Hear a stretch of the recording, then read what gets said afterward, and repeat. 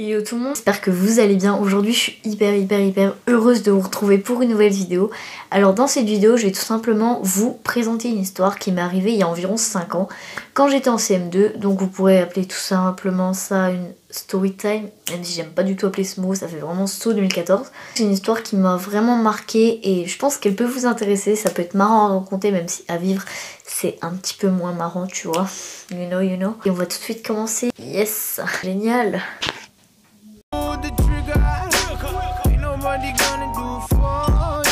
Donc pourquoi j'ai appelé cette vidéo dentiste de l'horreur? Tout simplement parce que c'était le dentiste de l'horreur. Pour vous situer dans le contexte, c'était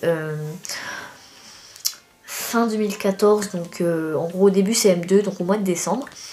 Et j'ai été assez proche d'une fille à l'époque, donc elle s'appelait, on va l'appeler Irina. Irina était une fille assez jolie, elle était vraiment très sympa. Moi personnellement c'était devenu une amie très proche, je me confiais très souvent à elle. Donc je crois qu'elle avait une classe de moins que nous, je sais plus trop. Elle est arrivée quand j'étais en CM1, donc elle était arrivée en CE2 ou en CM1, je sais plus du tout, c'est totalement flou dans ma tête. Elle venait de Roumanie, souvenez-vous de ça pour la suite. Pardon, c'est tellement cliché ce que je viens de dire. Et il faut savoir que le père de cette Irina et sa mère, même s'ils n'avaient pas vraiment de certificat, étaient dentistes. Donc dentiste en Roumanie, dentiste en France, vous allez voir que c'est pas trop le même délire. Donc ça tombait bien. Donc un beau jour, j'ai demandé à Irina, est-ce que ça serait possible de prendre rendez-vous chez ton papa? Parce que... ça me gratte le nez, excusez-moi. Tout simplement parce que j'avais besoin d'aller chez le dentiste, donc voir si j'avais des caries ou des trucs comme ça. Et du coup, nickel, elle me dit ouais, pas de soucis, fin de semaine, on peut avoir un rendez-vous tout de suite. Et je me suis dit, attends, en une semaine, un rendez-vous chez le dentiste? Genre j'avais appelé des dentistes, ils avaient des rendez-vous dans 3 mois. Du coup, ça m'a un petit peu interpellée, ma mère aussi, mais bon, voilà, on n'en a pas fait grand cas et on s'est dit cool, enfin on va trouver peut-être un bon dentiste. Du coup il s'était installé près de chez moi, donc il était vraiment pas du tout loin. En gros il m'avait fait une sorte d'examen de la bouche, des dents, voilà, il m'avait rien fait de spécial, hein, il m'avait peut-être détartré, je sais plus trop. Il avait regardé, il a dit ouais tes dents elles sont nickel, machin, t'as un diastème au niveau des deux dents de devant. Je savais pas trop ce que c'était à l'époque, maintenant je m'en rends compte. Mais oui, je m'en foutais un petit peu d'avoir les deux dents de devant écartées, hein, c'était pas vraiment mon principal souci à l'époque. Mon souci c'était de récolter le plus de billes possible et le plus de Pokémon rares. Il y a une solution pour ça. Alors j'étais contente parce qu'avoir des dents alignées, je fais des bruits avec ma coque de téléphone, génial. Parce qu'avoir les dents alignées c'est mieux que d'avoir. Elles sont alignées mais il y a un trou entre les deux quoi.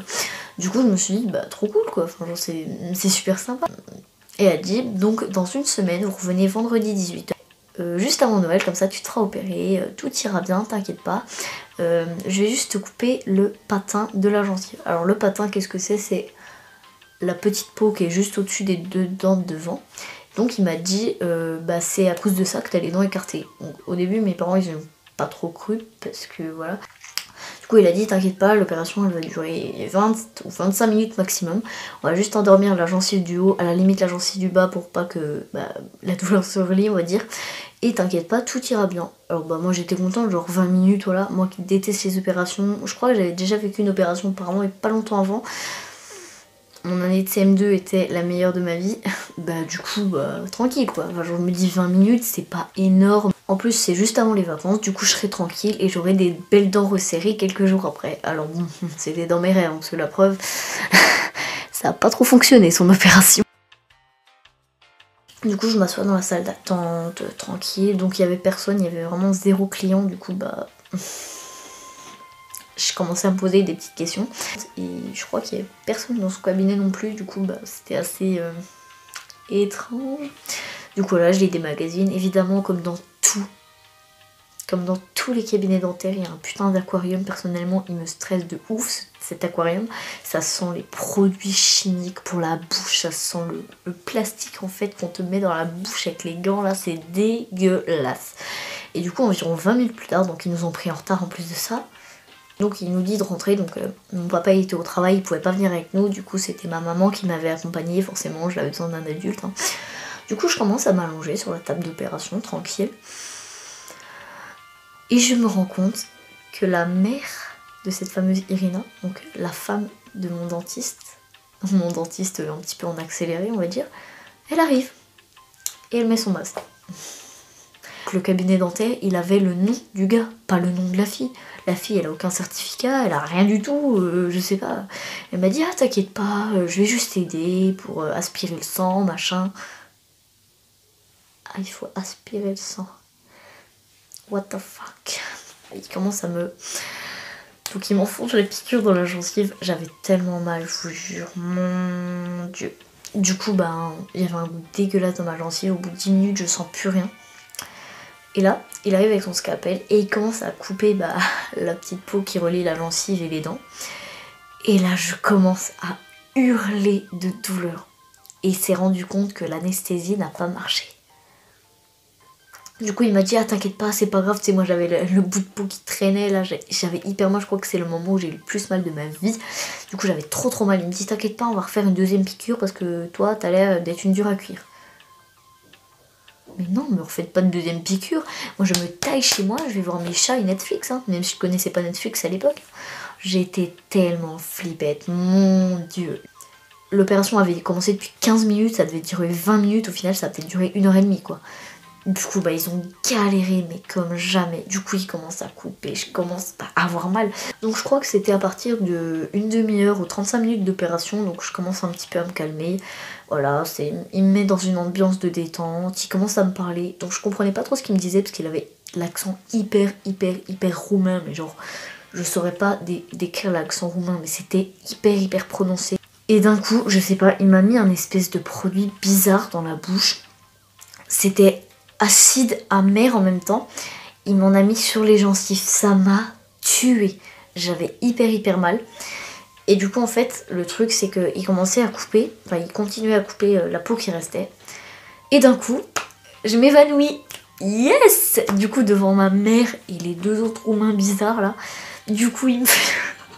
Oh, je me rappelle tellement, mon dieu, j'ai trop de détails à vous raconter. Je me rappelle même que la femme avait dit à ma mère, vite, ouvrez les fenêtres. Du coup, je commence à me calmer, machin, je reprends mes esprits. Et... En fait, ils ont sorti un espèce d'aspirateur dégueulasse pour le sang. Donc, pendant plus de 20 minutes, ils ont aspiré le sang qu'il y avait dans ma bouche.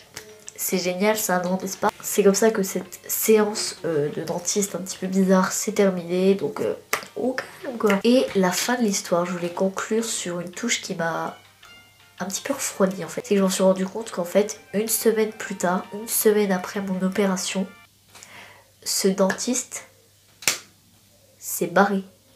On n'a plus jamais entendu parler de lui. Mais vraiment. Pareil, sa fille qui était en primaire avec moi, elle s'est barrée, elle a jamais expliqué pourquoi. Et depuis ce jour, je n'ai aucune nouvelle d'eux, aucune nouvelle d'elle, ni de leur famille un petit peu bizarre. Je sais pas, peut-être qu'ils sont partis dans un autre coin de la France, ou alors ils sont repartis en Roumanie. Si vous avez des histoires croustillantes de dentistes à me raconter, je vous invite à le faire parce que je suis trop motivée à écouter vos histoires. Moi, à les lire surtout parce que par commentaire, ça va être assez compliqué d'écouter quelque chose. Merci Amélie. Moi, je vous fais de gros bisous, je vous aime très fort et je vous dis à la prochaine pour une nouvelle vidéo. C'était Amélie, bisous. Of course we keep on going, though everybody know it.